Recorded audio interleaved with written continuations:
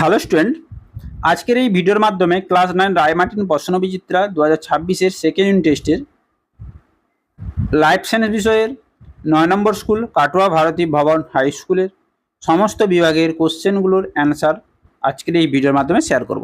তাই ভিডিওটি স্কিপ না করে তোমরা লাস্ট পর্যন্ত দেখতে থাকো। তো বিভাগ কতে যে কোশ্চেনগুলো রয়েছে দেখে নাও। প্রদত্ত কোন জোটটি এখানে সঠিক? অপশন এ হবে সঠিক উত্তর, রসের উৎসস্য জাইলেম কল।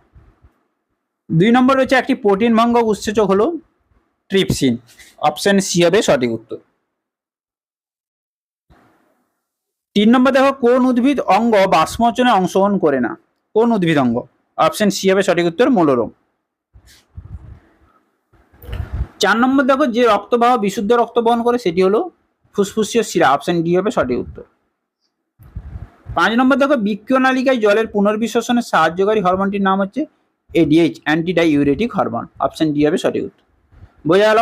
এবার দেখো বিভাগ খতে দেখো যে কোশ্চেনগুলো রয়েছে, একটি বাক্যে উত্তর দাও। শূন্যস্থান পূরণ, সত্য মিথ্যা এবং বাম দিক ডান দিক। দেখে নাও, প্রথম কোশ্চেন রয়েছে দ্বিপত্র কপাটিকার অবস্থান।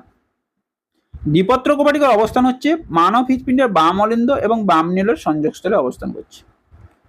বিষদৃশ্য এখানে হচ্ছে দেখো লাইকেন। কেন? লাইকেন হলো শৈবাল ছত্রাকের মিথজীবী সমন্বয়, আর বাকি তিনটি হলো বিশুদ্ধ ছত্রাক। 3 নম্বর দেখো, এ শ্রেণীর রক্তে উপস্থিত অ্যাগ্লুটিনের নাম লেখো। এ শ্রেণীর রক্তে উপস্থিত অ্যাগ্লুটিন হচ্ছে বিটা বা অ্যান্টি বি, যেটা লিখতে পারো। অ্যান্টিবডি হলো বিটা এবং অ্যান্টি বি। শূন্যস্থান পূরণ করো।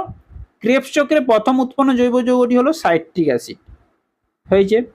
অভিশ্রবণের সময় অর্ধবেদ্য পর্দার মধ্য দিয়ে দ্রাবক অণু চলাচল করে।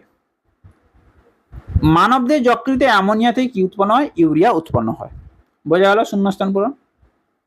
এবার দেখো সত্য মিথ্যা। সত্য মিথ্যাতে রয়েছে দেখো, পাকগ্রন্থির অক্সিনোটিক কোষ থেকে পেপসিন নিঃসৃত হয়, এটা হচ্ছে মিথ্যা। HCl খরিত হয়।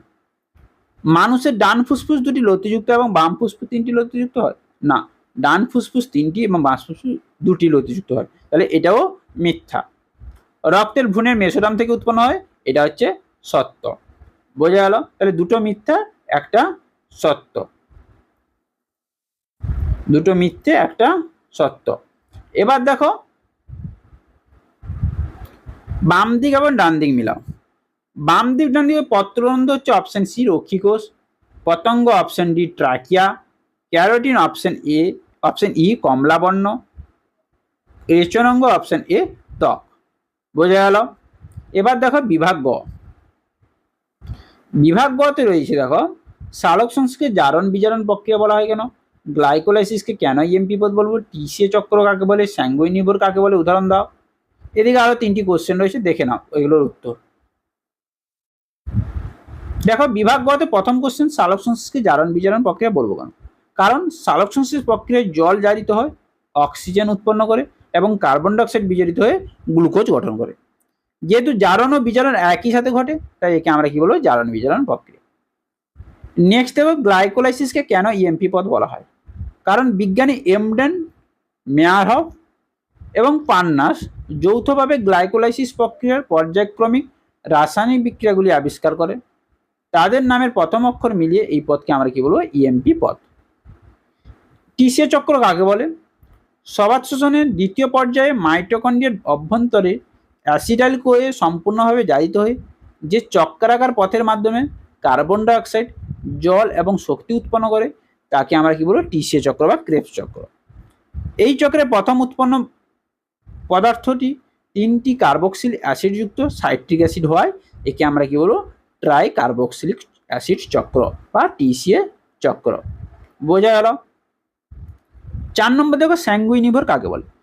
যে সমস্ত পরজীবী প্রাণী পুষ্টির জন্য অন্য কোনো জীবন্ত পোষক প্রাণীর রক্ত শোষণ করে জীবন ধারণ করে, তাকে আমরা কি বলবো? স্যাঙ্গুইনিভর বা রক্তভোজী প্রাণী। যেমন জোঁক, স্ত্রী, মশা। পেশির ক্লান্তি কি করলে এই ক্লান্তি দূরীভূত হয়?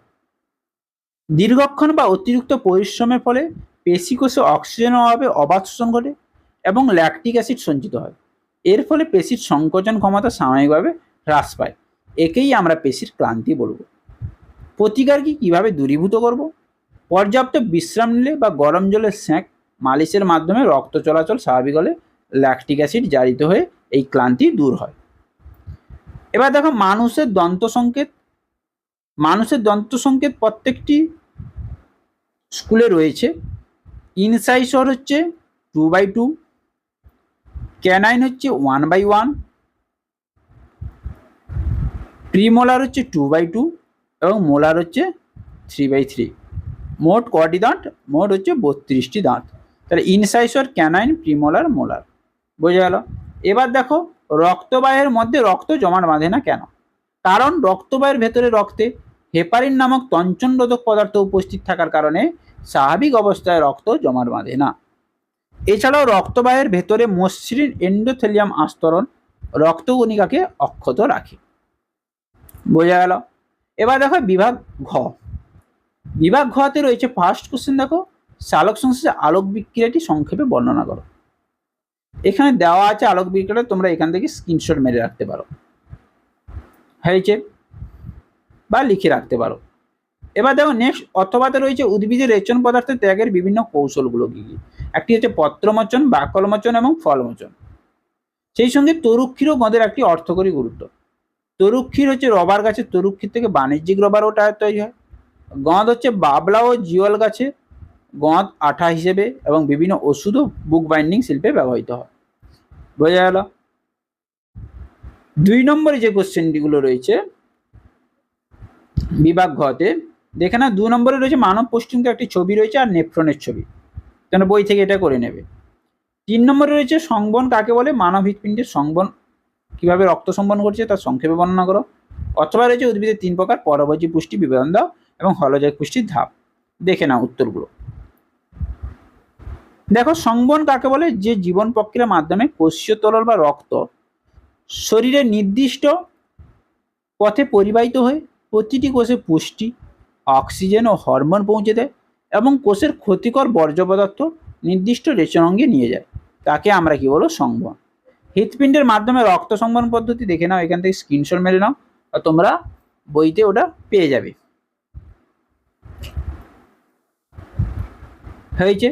এবার দেখো অথবাই কি রয়েছে, উদ্ভিদের 3 প্রকার পরভোজী পুষ্টি, মৃতজীবী পুষ্টি, পরজীবী পুষ্টি আর মিথজীবী। যে মৃতজীবী হচ্ছে যে পুষ্টি প্রক্রিয়া উদ্ভিদরা পচা গলা মৃত জৈব অবশেষ থেকে পুষ্টি রস শোষণ করে, যেমন ব্যাঙের ছাতা বা অ্যাগারিকাস। পরজীবী হচ্ছে যে পুষ্টি পদ্ধতিতে উদ্ভিদের অন্য কোনো জীবিত পোষক উদ্ভিদের দেহ থেকে পুষ্টি উপাদান গ্রহণ করে, তাকে আমরা পরজীবী পুষ্টি, যেমন স্বর্ণলতা। মিথজীবী হচ্ছে যখন দুটি ভিন্নধর্মী উদ্ভিদ একে অপরের সাহায্য বেঁচে থাকে, তখন আমরা কি বলবো, মিথজীবী, যেমন হচ্ছে লাইকেন, হয়েছে। ছত্রাক এবং শৈবালের সহাবস্থানে কি হচ্ছে, লাইকেন। হলজায়ক পুষ্টির ধাপ হচ্ছে খাদ্যগ্রহণ, পরিপাক, শোষণ, আত্তীকরণ আর হচ্ছে বহিষ্করণ, 5টি ধাপ।